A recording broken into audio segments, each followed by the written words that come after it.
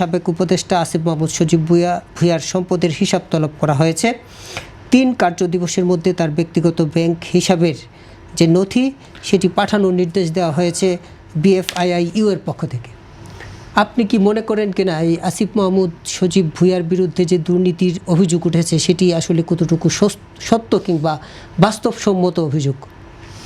আমি তো একটা ছোট মানুষ, আমার হাত পাও অল্প, আমার কানও কম শুনি, চোখেও কম দেখি, কিন্তু যাদের হাত আছে, পা আছে, এত বড় উইং টুইং আছে, তারা নিশ্চয়ই জানবে আসিফ মাহমুদ ভুঁইয়া। তবে আমি যেটুকু এই ছোট মানুষ হিসেবে জানি যে তার একটা APS ছিল।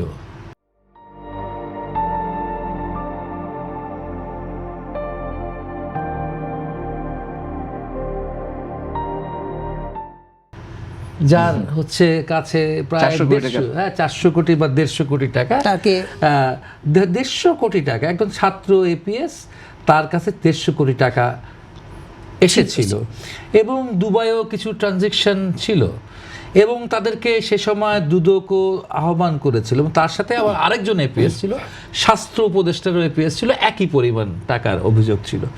তো সেটা কি মিথ্যা ছিল? না, সে তো ইন্টারিম গভর্নমেন্টের মানে তারপরও তো ইন্টারিম গভর্নমেন্ট মনে হয় 10 মাস ছিল, 10 মাসে একবারও তো সেটাকে মিথ্যা বলে নাই, দুদকও সেই রিপোর্টটা এখন পর্যন্ত দেয় নাই।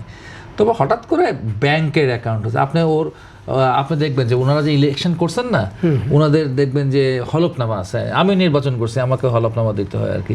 তো সেখানে আয় বরকতের হিসাব থাকে আর কি, হ্যাঁ, কত টাকা বৎসরে, এরা বছরে এই ওনারা আর কি আসিফ সজীব ভুঁইয়ার মতো নেতারা তারা একটা ভালো প্রফেশন বেছে নিয়েছেন। প্রফেশনটার নাম হচ্ছে কি পরামর্শক, কনসালটেন্ট। তারা ঠিক পরামর্শক হতে হলে অনেক যোগ্যতা দরকার হয়, সে কী যোগ্যতা আছে জানি না, তবে এটা খুবই লাভজনক ব্যবসা বা লাভজনক পেশা। হ্যাঁ, ডাক্তার হবেন কষ্ট করে, সাংবাদিক হবেন, ইঞ্জিনিয়ার হবেন, কোনোটাই কোনো লাভ নাই, কিন্তু পরামর্শক হতে পারলে দেখবেন তাদের হলফনামায় দেখবেন কি পরিমাণ টাকা তাদের কাছে এসেছে, ওই পরামর্শক পেশাতে এসেছে আর কি।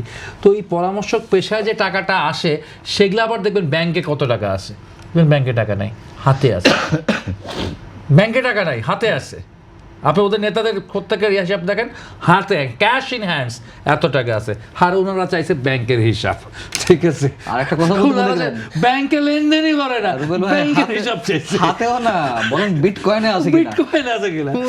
পান্নার কাছে আসতে চাই, ব্যাংকের হিসাব চাইছিল তার বিরুদ্ধে উঠেছে আসিফ মাহমুদ সজীব ভুঁইয়ার বিরুদ্ধে আগের যে অভিযোগ ছিল সেই অভিযোগের কি হইলো সেটাকে দাবার করে।